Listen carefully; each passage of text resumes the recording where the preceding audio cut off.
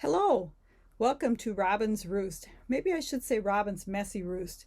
You know, when I watch other people's videos, I always get a little bit envious of their white walls with everything all pretty and clean, but I just don't have that space and I have too much stuff. I think I'm kind of a stamp hoarder. Anyways, on to today's project. I saw this beautiful carved wood or wooden palette technique by another Stampin' Up! Demonstrator, and I wanted to share it with you. And I've got a couple different, I tried it on a couple different colors. So this one here is done on crumb cake, and I've used kind of all fall colors on them. And then I did another one on very vanilla. This one I haven't made into a card yet. And then there's the one that we're going to be doing today. And this one was done on a So Saffron piece of cardstock that we did the technique on. So let's just go ahead and start stamping. So we're going to start with our scoring board. You can also use your Stampin' Up! Trimmer that has both a score blade and a trimmer blade on it too. This paper is 4 inches wide, which works out good for our 1/2 inch score lines, and 5 1/4 long. So we're just going to go ahead and score every 1/2 inch to make our boards.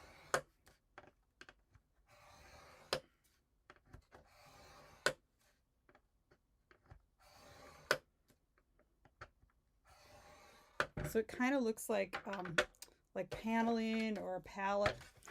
And we're done with our scoreboard. Now I'm going to pull in my scrap paper to do our inking on. Now this is kind of the tricky part. You want to drag the ink pad across here, but you don't want it to be super dark any one place. So kind of start off and drag across.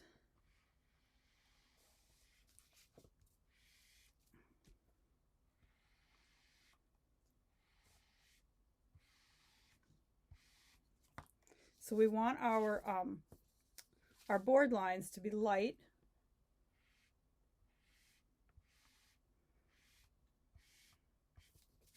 I think I'm going to stop there before I get it way too inky. Now for our next stage, we're going to emboss it with the Leaf Fall embossing folder. Now you want to have the embossing folder so that the if you feel it, the raised parts are going to be pushing in onto your front of your card, because you want them to be debossed instead of embossed, if that makes sense. So if you're using a Stampin' Up! Embossing folder like this one, you want the Stampin' Up! Logo to be down, your paper to be face up.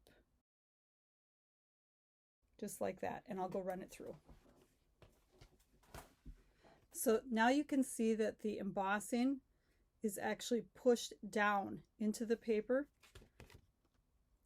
So if you look on the back side, it's up. This is the way you would normally use it, but for this card, you want to use it with it down. Now we're going to go ahead and take a second color, and being this is a fall themed card, let's find our pumpkin pie. And let's hope this one is pretty dry too, because we're going to do the same thing. We're going to drag our ink pad across here.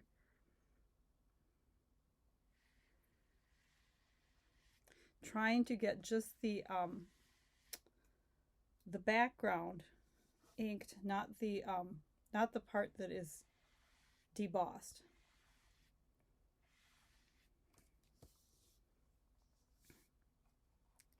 So I would have preferred that it was all light and not dark.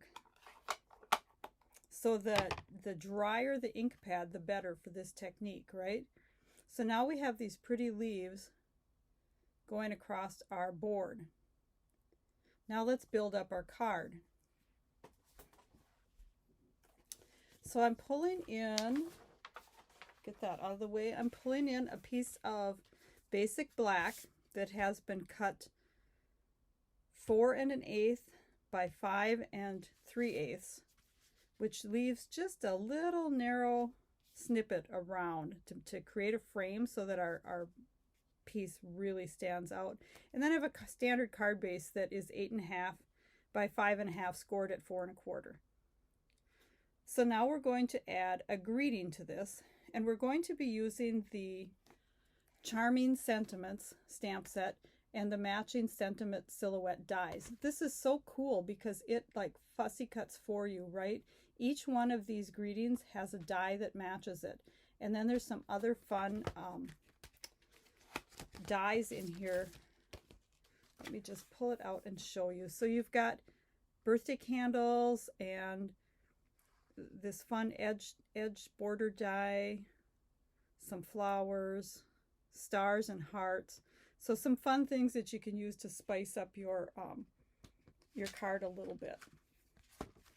So we are just going to use this for a fall greeting, or I'm sorry, a fall birthday card.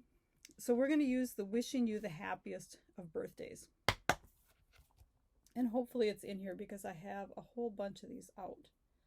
Let's see.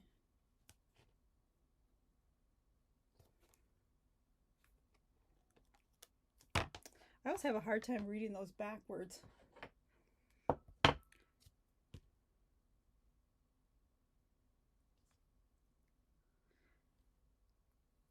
Now I'm just grabbing a scrap from my scrap folder. I like to keep a bunch of my scraps so that I don't have to cut up a big piece for a little piece, right? So we are going to ink this up with the Tuxedo Black so that it kind of echoes the matte that we've got on here. And then we'll just go ahead and stamp this.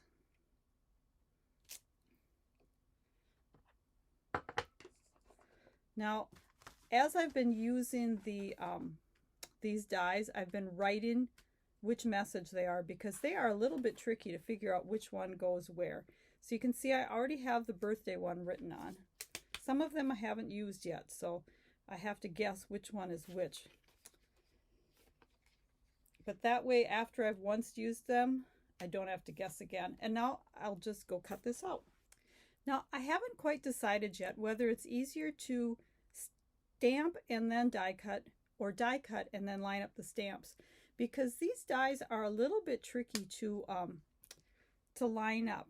So give yourself a break if you have a little trouble with it, because they are a little tricky because they're so tiny. So now we're going to take this this little border. It's got border dots. And I'm going to cut this scrap, which is, must be about a 1/2 inch wide. I'm going to run this through the die cutter twice, and let's see how that looks behind this greeting. Now I can see that I didn't get these quite perfectly matched up, so I'm going to make sure that those two are behind my greeting when I put this on, right? So we can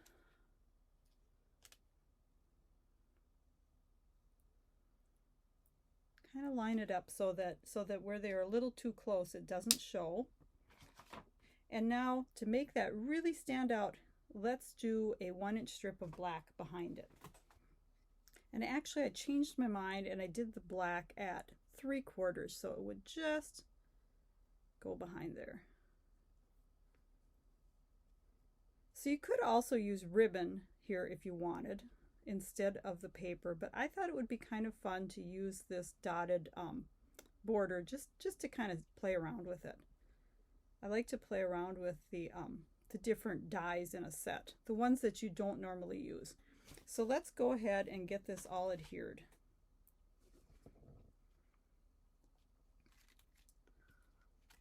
So I think that I don't really have to worry about where I'm putting this. Now let's decide. We want these to be the width of this. So I'm going to go cut these to 3 3/4. No, 4 inches. This was 4 inches.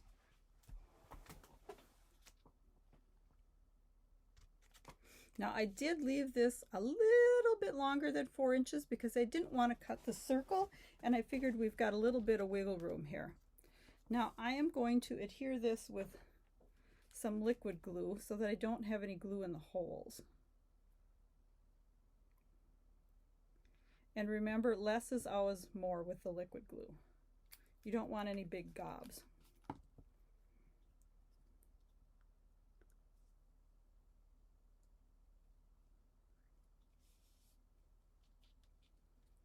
Okay.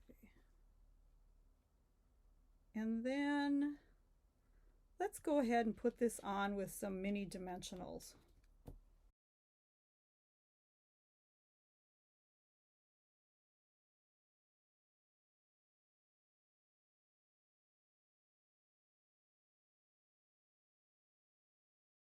Actually, before I put that on, it'd be easier to glue it or adhere it with this on here already.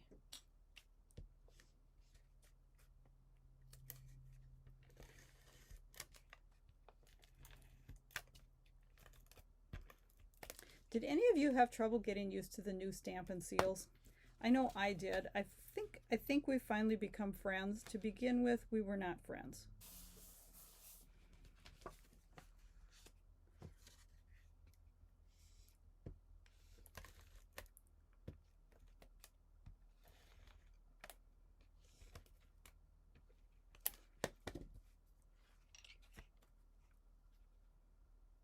You know, fall is my favorite time of the year. So I love when it's crisp and cool and the colors are so pretty.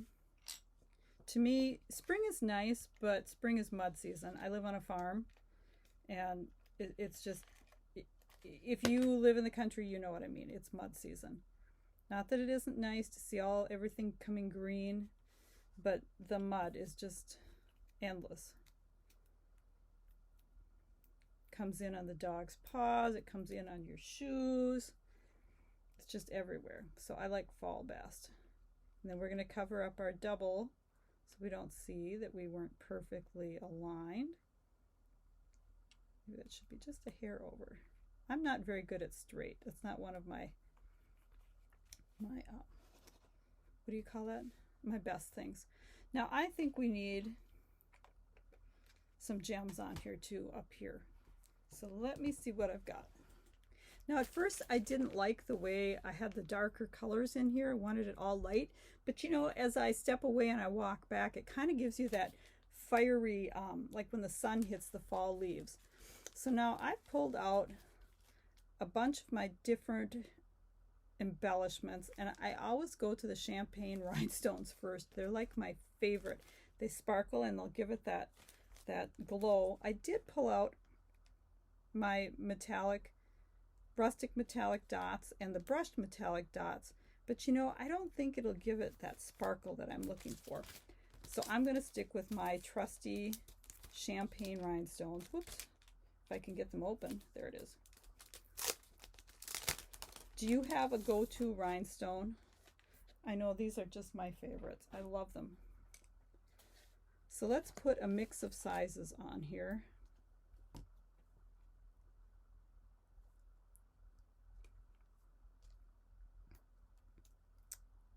Lost it.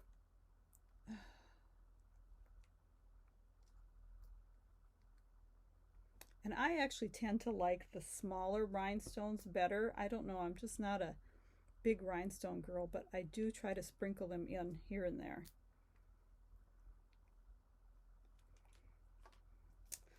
So there. Do you have a friend with a fall birthday who would like to get this card? Hope you enjoyed this technique. I actually learned it from Cindy Bromgau. I'm not sure if I'm pronouncing her last name right, but she's another Stampin' Up! Demonstrator.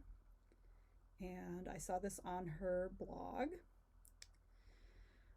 So if you would like to purchase any of the products to make this card, I would love to have you hop on over to my store and support my habit. Thanks for stopping by the Roost. I hope you have a great day.